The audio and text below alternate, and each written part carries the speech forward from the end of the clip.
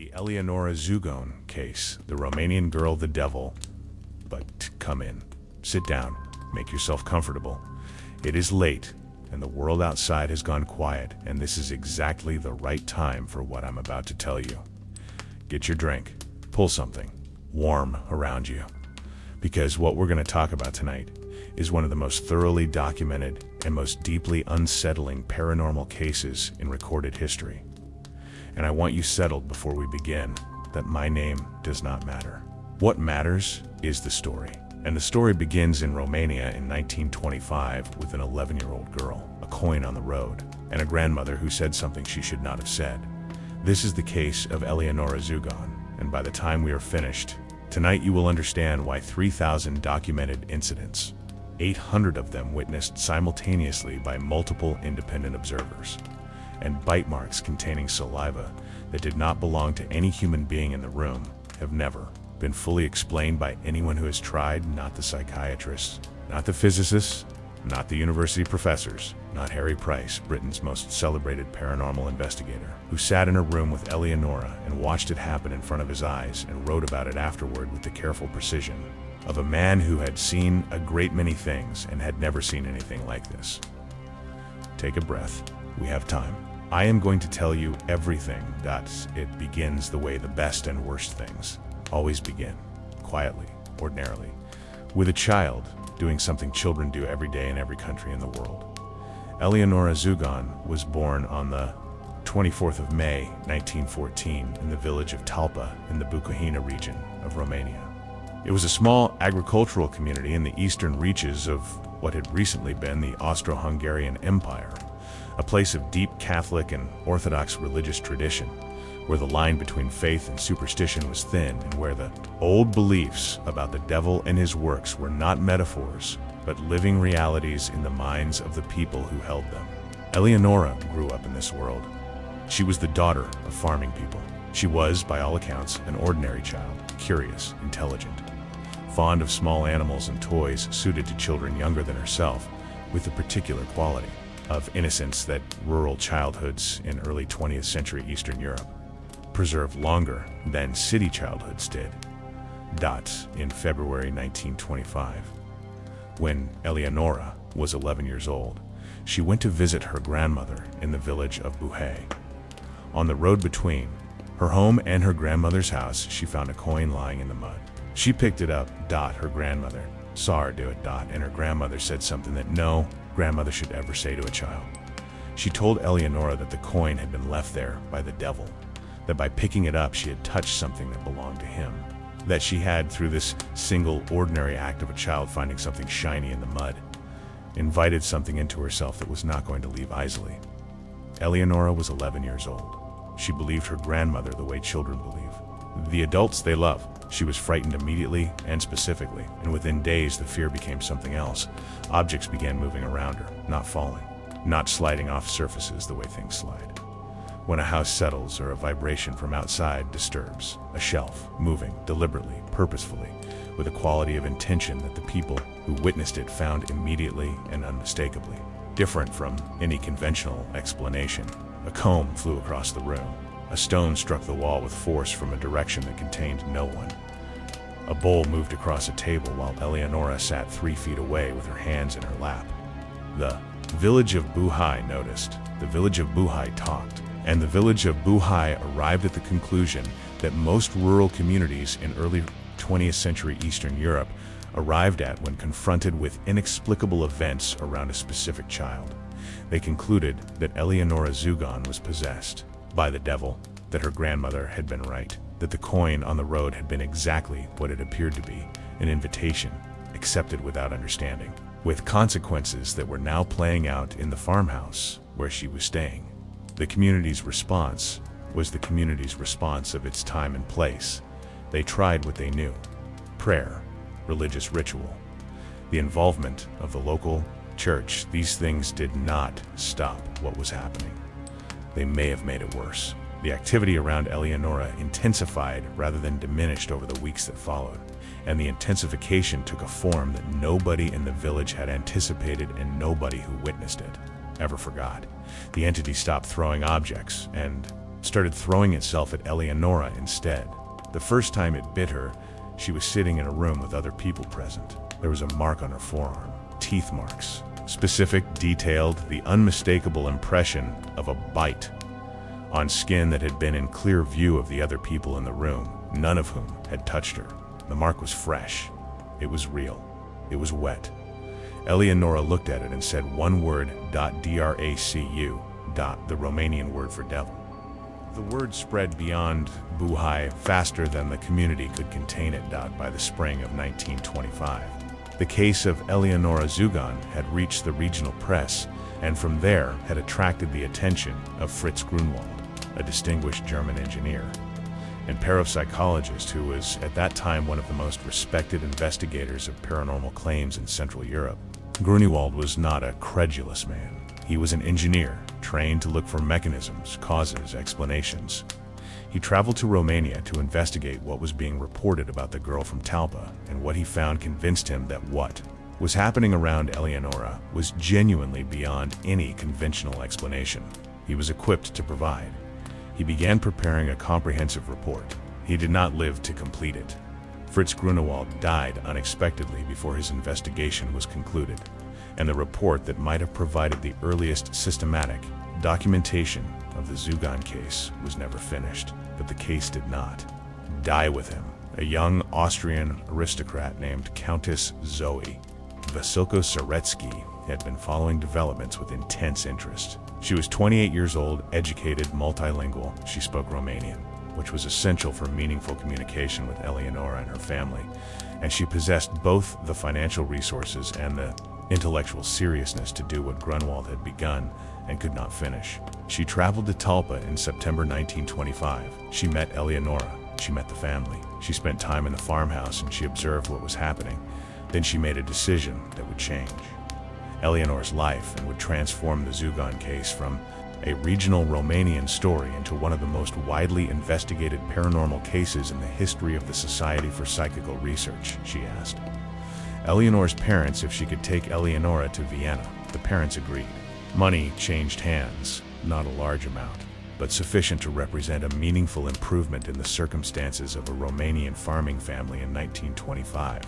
Eleonora, who had been living for months in a community that feared her and called her the Devil Girl, agreed to go. She arrived in Vienna on the 29th of January 1926 and moved into the Countess's apartment, and Dracu came with her. The phenomena that had begun in a Romanian village followed Eleonora to the Austrian capital as though they were attached to her, and not to the place. In the Countess's apartment, objects moved. Things flew. The entity that Eleonora called Dracu made itself known in the elegant surroundings of a Viennese drawing room with the same disregard for its setting that it had shown in a Romanian farmhouse. It did not care where it was. It was with Eleonora.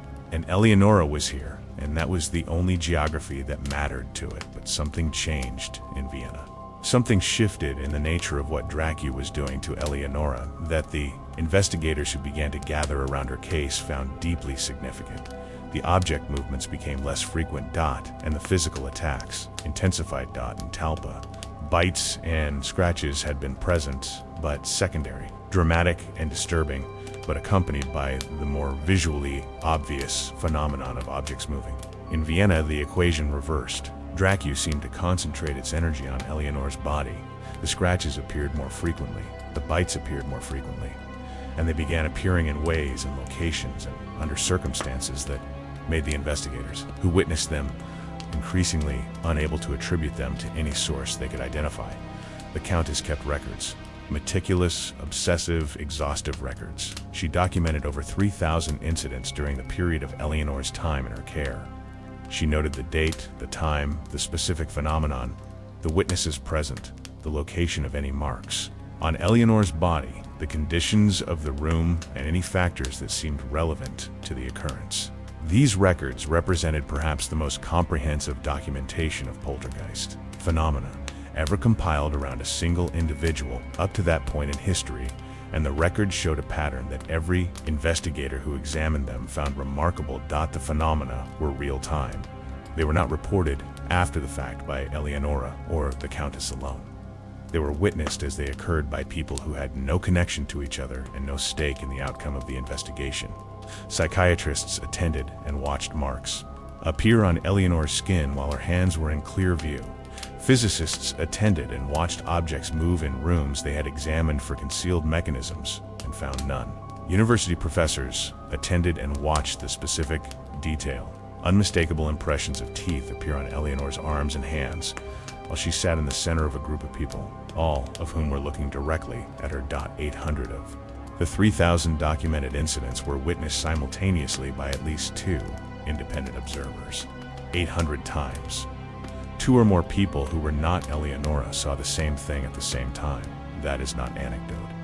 That is not the testimony of a single frightened family in a Romanian village.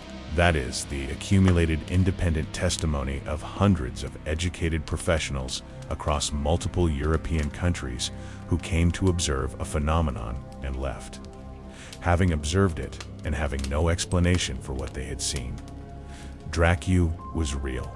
To them, whatever Dracu was, whatever word you want to use for the force that was biting and scratching an 11-year-old girl in front of scientists and professors and titled aristocrats in drawing rooms across Europe, it was there. They saw it, they documented it, and they could not explain it. Harry Price arrived on the 1st of May 1926. If you know anything about the history of paranormal investigation in Britain, you know that name. Harry Price was the most prominent and most controversial paranormal investigator of the early 20th century, the man who investigated Borley Rectory, who exposed fraudulent mediums with the same enthusiasm with which he documented genuine, unexplained phenomena, and who brought to every case he examined the specific combination of skeptical rigor and genuine curiosity that made his accounts worth taking seriously, even when their conclusions were uncomfortable. He was not a believer in the paranormal in the simple sense. He was an investigator. He went where the evidence led, and the evidence had led him to Vienna and to a Viennese apartment where a 12-year-old Romanian girl was sitting in a chair while something invisible bit her in front of witnesses. Price's account of what he observed during his investigation of Eleonore Zugun was published in the Journal of the American Society for Psychical Research. It is not a dramatic document. It is not breathless or sensationalized. It is the careful, methodical account of a professional investigator describing what he saw with the precision of someone who knew that every word he wrote would be scrutinized and challenged and needed to be defensible. He described sitting in a room with Eleonore and the Countess. They were at least 10 feet from a table. He had both Eleonore and the Countess in full view. A steel letter opener shot across the room from behind him and fell against a closed door. He was unambiguous. No one in that room could have thrown it. He had both of them in sight. The object moved on its own. He described watching a mirror on the opposite side of a room began to fog with condensation under conditions that did not explain it. He described a stuffed animal that Eleonore carried for comfort, launching itself from a shelf across the room, and then he described what happened on the 5th of October 1926 at the National Laboratory of Psychical Research in London, where he had arranged for Eleonore to be examined under the most controlled conditions he could construct. He was sitting with Eleonore when she suddenly cried out. He looked at her forearm. There was a fresh bite mark. He had been watching her. Her hands were in sight. She was surrounded by people, all of whom had been observing her continuously. The bite mark was wet. Price had saliva samples taken from the wound. Those samples were sent to a laboratory for analysis. The laboratory's findings were clear. The microorganisms in the moisture on the bite mark differed from those in Eleonore's own saliva. The saliva was not hers. Sit with that for a moment. Saliva. On the bite marks on an 11-year-old girl's arm. Saliva that belonged to no human being in the room. Price wrote it down. He published it. He stood behind it. The investigation continued. Eleonore remained in London for an extended period, examined and observed and documented by the most rigorous investigative apparatus that British paranormal research in the 1920s could bring to bear. The phenomena continued throughout. They did not diminish under scrutiny. They did not perform differently in a laboratory setting than they had in a Vienna apartment. Dracu did not care about controlled conditions. Dracu did not care about Harry Price or his skepticism or his methodology or the careful distance he maintained between what he observed and what he was prepared to conclude. Dracu continued to bite Eleonore Zugun in front of everyone who came to watch under every condition they imposed, with the particular indifference of something that had decided on its course and was not going to be redirected by the presence of investigators with notebooks. The marks showed specific, consistent features that Price and the other investigators documented with care. They were the impressions of teeth, not identical teeth in every incident. The marks varied in size and configuration in ways that suggested, if teeth were responsible, that they were not always the same teeth. Some marks were larger, some were smaller. Some showed the configuration of a full jaw, some showed only partial impressions. The variation was itself significant if Eleonore were somehow producing the marks herself through a mechanism the investigators had not detected. One would expect more consistency in the tool producing them. The variation pointed away from a single hidden instrument and towards something whose configuration was not fixed, whatever was biting. Eleonore Zugun was not always the same size. The investigators tried everything, not everything in a casual sense, everything in the specific sense of professionally trained people with serious institutional backing, applying every investigative technique available to them in 1926 to a phenomenon that was occurring in front of their eyes and refusing to yield to any explanation they could propose. They examined Eleonore's clothing before each session. They checked her skin for concealed instruments.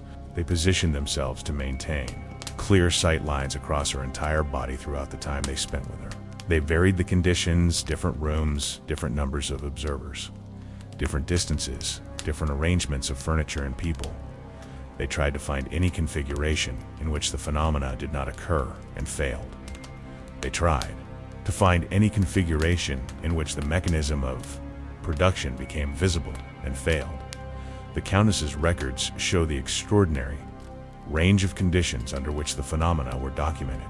Bright rooms, dim rooms, rooms with multiple observers positioned around Eleonore at close range, rooms with observers at greater distance, morning sessions, evening sessions, sessions immediately after Eleonore had been fully examined, sessions in the middle of extended periods of observation during which she had not been left alone or unobserved for a moment. The phenomena occurred under all of them. What the investigators found themselves confronting was something that did not behave like a trick or a performance. Tricks require setup. They require moments of unobservance during which the mechanism is positioned or triggered.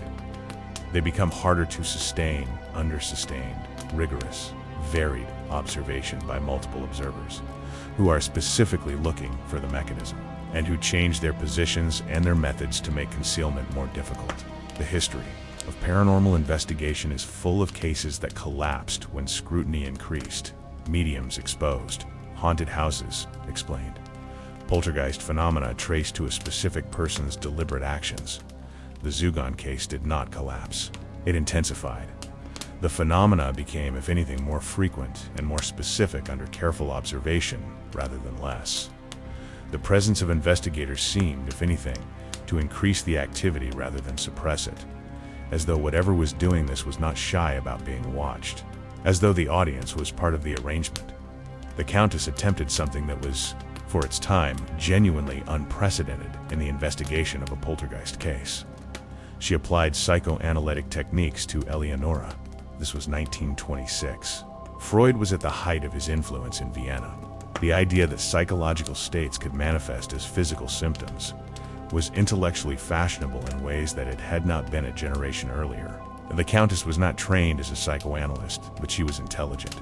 She was observant, and she had spent months in close daily contact with Eleonore, close enough to understand her emotional states, her fears, her relationships, her grief about having left Romania, and her family and everything she had known. What she found in those 60 sessions of informal psychoanalytic inquiry was consistent with what researchers would later identify as the psychological profile characteristic of poltergeist focus persons. Eleonore was carrying significant emotional weight. She had left her home suddenly and completely. She had left her parents, her community, the landscape she had grown up in, the language she was most comfortable in. She was living in a foreign city among adults she had not known before, participating as the subject of an investigation that she did not fully understand, surrounded by the constant attention of strangers who were examining her body and her behavior for reasons that were never entirely clear to her. She was also carrying something more specific and more painful. She believed she was possessed by the devil. Her grandmother had told her so. The community of Buhai had confirmed it. The entity that bit and scratched her she called Dracu, and she spoke of it as a separate presence, something that was with her and not her, something that had attached itself to her through the coin on the road and that she could feel approaching before the incidents occurred. She was frightened of it. She was also, in some complicated way, accustomed to it. It had been with her for months. It was the most consistent presence in her disrupted life. The Countess concluded that whatever the mechanism behind the phenomena, and she was not prepared to say definitively what that mechanism was, Eleonore's psychological state was in some way connected to their occurrence. The phenomena were more frequent when Eleonore was distressed. They were less frequent during the brief periods when she was settled and content. The correlation was not perfect. The phenomena occurred when she was calm as well as when she was anxious, but it was consistent enough to suggest a relationship. This observation pointed in a direction that neither the Countess nor Harry Price nor any of the other investigators were fully comfortable following. It pointed toward Eleonore herself as the source, not in the sense of deliberate deception, not in the sense that Eleonore was producing the marks herself through conscious fraud, but in the sense that the phenomena might be emanating from Eleonore's own psychological and physical state, through some mechanism that the science of 1926 could not identify and that the science of today still cannot fully account for. The investigators who came to observe Eleonore Zugun were not all convinced. This matters. The Zugun case is sometimes presented as though every person who examined her was persuaded of the genuinely paranormal nature of what they witnessed. That is not accurate. Some investigators came and left unconvinced. Some proposed conventional explanations that they believed accounted for what they had seen. Some suspected fraud and said so. The most significant challenge to the authenticity of the Zugun phenomena came from Germany. Dr. Hans Rosenbusch and a professional conjurer named Otto Diehl published a document claiming that the marks on Eleonore's skin were being produced by the Countess herself, that during sessions the Countess would, under the pretense of smoothing Eleonore's hair or adjusting her position, cause small injuries to the girl's skin that would subsequently develop into the welts and bite marks that investigators observed. This was a serious charge. The Countess was present at virtually every investigation session. She had continuous close contact with Eleonore. If she were producing the marks through covert physical contact, she would have had the opportunity and the means to do so. The counter-arguments were equally serious, that the phenomena occurred in sessions where the Countess's hands were under observation as closely as Eleonore's. They occurred when Eleonore was observed by investigators who were specifically watching the Countess as well as the girl. They occurred at distances and in configurations where the Countess could not have touched Eleonore without being seen. And they occurred in sessions that the Countess did not attend, sessions where Eleonore was examined by investigators alone without the Countess present. Harry Price, who was as motivated as anyone to find a conventional explanation for what he was observing, examined the fraud hypothesis carefully and concluded that it was insufficient, not impossible. Price was always careful not to make absolute claims, but insufficient against the full weight of the evidence from the full range of conditions under which the phenomena had been documented. The dermatographic angle, the possibility that Eleonore's skin simply reacted abnormally to touch, producing marks from very light contact that would be invisible to observers, was also examined. Eleonore did have dermographia, a condition in which the skin reacts to light pressure by producing reddened marks. This was documented and was not in dispute.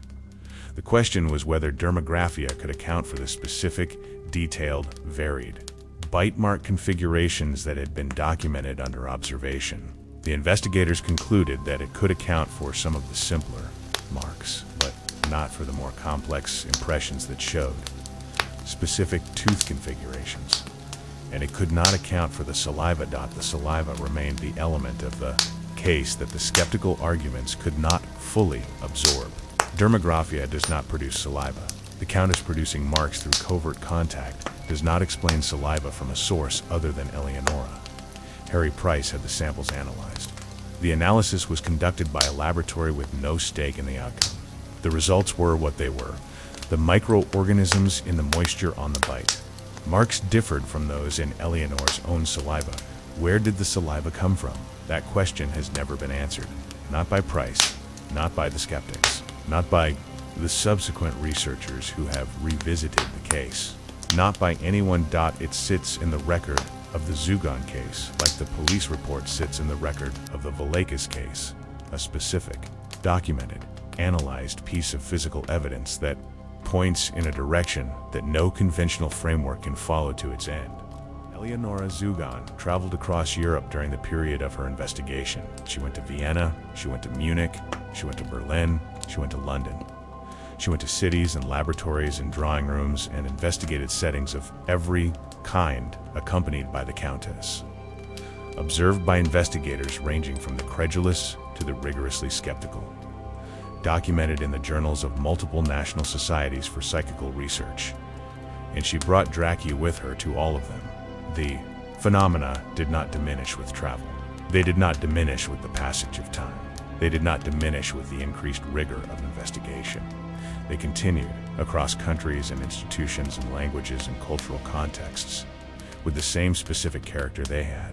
Shown in a Romanian farmhouse in the winter of 1925, what did change over the course of 1926 and into 1927 was the frequency. Gradually, and then more noticeably, the incidents became less frequent, not less dramatic when they occurred. The phenomena that were documented in 1927 were as specific and as well witnessed as those documented in 1926, but they occurred less often. The gaps between incidents lengthened. The periods of calm that punctuated the activity became longer. The investigators noted this, and noted something else alongside it that they found significant. The reduction in frequency correlated with a change in Eleonore's physical development. She was entering puberty. The hormonal and physiological changes of adolescence were beginning to occur, and the phenomena that had surrounded her since February 1925 were responding to those changes in a way that suggested a connection between her physical state and the activity around her.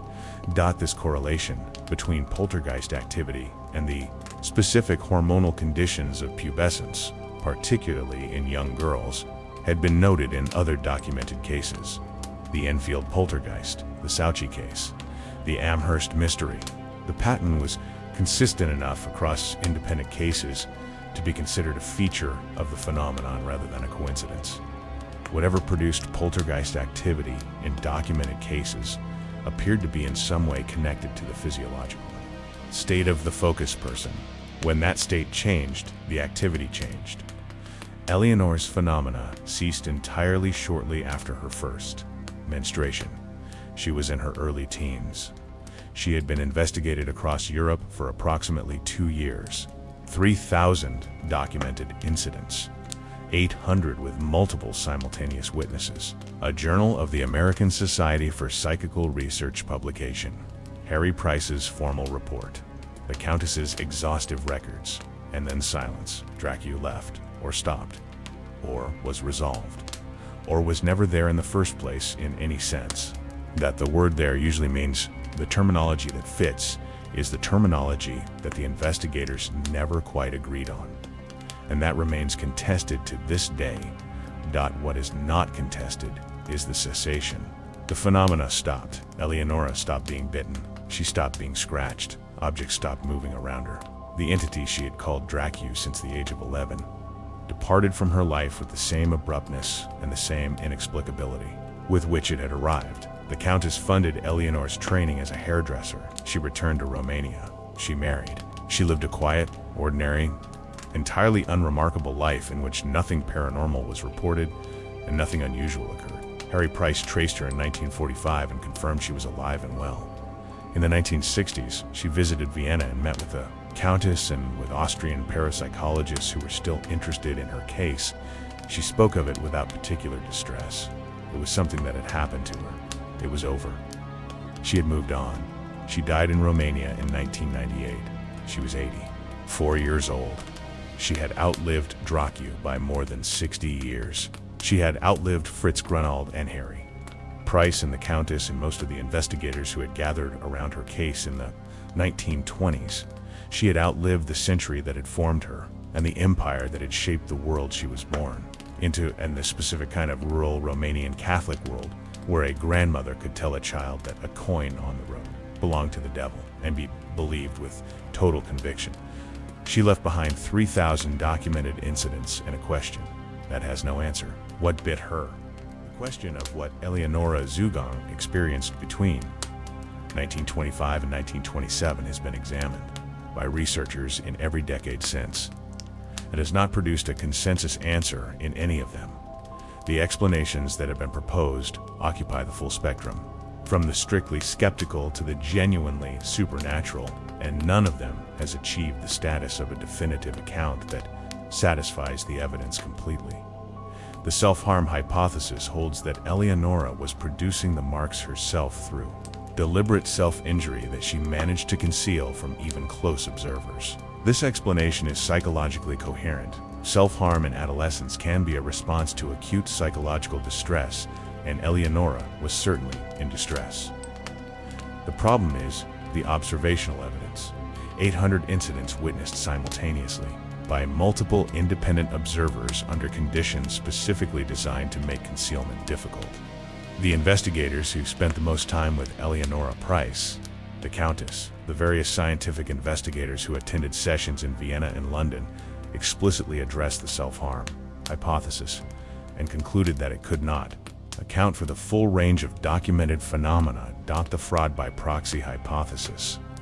Rosenbusch and Diels claim that the Countess was producing the marks has the evidential problems already discussed. It cannot account for phenomena that occurred in the Countess's absence. It cannot account for the saliva. The dermographia hypothesis accounts for some of the simpler marks and none of the saliva. The psychokinesis hypothesis, that Eleonore was unconsciously producing the physical effects through some form of mind matter interaction that current science does not recognize, is consistent with the full range of documented phenomena and with the correlation between her psychological and physical states and the frequency of incidents. It explains why the phenomena followed her across Europe.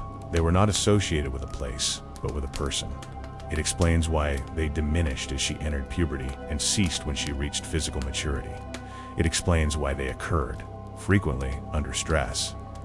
It does not explain the mechanism by which a human mind could produce bite marks with foreign saliva on human skin, because no such mechanism is currently recognized by mainstream science.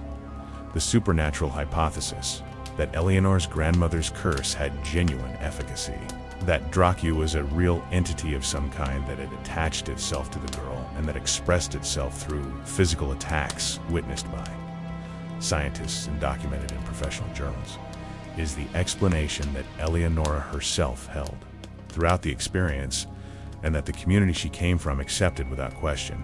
It is not an explanation that modern science is equipped to evaluate on its own terms, but it is the explanation that requires the fewest additional assumptions to account for all the documented evidence, including the saliva. The researcher Peter Mulick, who published a comprehensive reevaluation of the Zugun case in the Journal of Parapsychology in 1999, concluded that the phenomena were genuine in the sense that they occurred and that they were witnessed as documented. He declined to reach a definitive conclusion about their mechanism. He noted that the case remained one of the most significant and most inadequately explained in the literature of psychical research. He noted that the saliva had never been accounted for. He noted that 800 simultaneously witnessed incidents represented an evidential standard that was extremely difficult to dismiss through any conventional means, he noted, and declined to conclude, which is perhaps the only honest position available. 3,000 incidents, 800 witnesses, foreign saliva on bite marks on a child's skin, an 11-year-old girl in a Romanian village who picked up a coin from the road and spent the next 2 years being bitten and scratched by something that traveled with her across Europe and sat in the room with Harry Price and did not care that he was watching, and then left, as suddenly and as inexplicably as it arrived, as though whatever it had come for, it had finished, as though whatever purpose it had, if it had, a purpose had been served, as though Eleonore Zugun had been visited for reasons she never understood and never asked for, and that no investigator with any institutional affiliation in any country has ever been able to explain. It is late now. I hope you're still comfortable. I hope the drink is still warm. I hope the room around you feels safe in the way rooms are supposed to feel safe. The way Eleonore Zugun's rooms were supposed to feel safe. The way the Countess's Vienna apartment was supposed to feel safe. The way every laboratory and drawing room and investigation setting across Europe was supposed to feel safe before Dracu made itself known in it and reminded everyone present that safe is a condition that can be revoked without warning. The Eleonore Zugun case is not famous. It should be. It is one of the most comprehensively documented paranormal cases in history, and it sits in the literature of psychical research, waiting for the serious treatment it has always deserved and almost never received. The investigators who examined it were among the most credible available in their era. The documentation they produced was meticulous and extensive and has been preserved. The evidential standard the case meets: 800 simultaneous witnesses, published journal accounts, analyzed physical samples, is higher than the evidential standard met by cases 10 times more famous, and it has been almost entirely forgotten outside of specialist research circles. This is partly because it happened in the 1920s, and the 1920s were a long time ago. It is partly because Eleonora was from rural Romania, and the cases that history remembers tend to be the cases that happen in places with better access to the institutions that generate lasting documentation. It is partly because the case ended. Without drama, Eleonora grew up. The phenomena stopped. She became a hairdresser, and then a wife, and then an old woman, and then she was gone. There was no court case, no film, no ongoing haunted location that people could visit and book tours of. Just a girl and an entity, and 3,000 documented incidents, and then 60 years of ordinary, quiet life. But the case is worth remembering. And the question at the center of it is worth sitting with tonight, in whatever room you are in, with whatever warmth you have pulled around you. Not the question of what Dracu was. That question has no answer that the evidence can confirm. Not the question of whether the Countess was honest, or Harry Price was accurate, or the laboratory that analyzed the saliva was reliable. Those questions have been examined and re-examined by people with more time and more access to the primary sources than either of us. The question worth sitting with is simpler and more personal than any of those. You picked up a coin from the road once, or something like a coin, something ordinary and unremarkable that you found in the world and took home with you without thinking about it. We all have. The world is full of things we pick up without thinking about what we are touching, and where it has been, and what has been with it before we arrived. Eleonore Zugun's grandmother had an opinion about that. Whether the grandmother was right, whether something can attach itself to you through a coin on a road, or a game at a lunch break, or a door opened that was not meant to be opened, is a question. The 3,000 documented incidents and 800 simultaneous witnesses and foreign saliva on a child's bite marks have not settled and cannot settle. It has not been settled. It remains open and somewhere in a village in Romania that most people have never heard of. A grandmother once told a child something that changed everything that came after. She may have been wrong. She may have been the most right person in the room. The coin was on the road. Eleonora picked it up, and Dracu came home with her. What do you think comes home with you?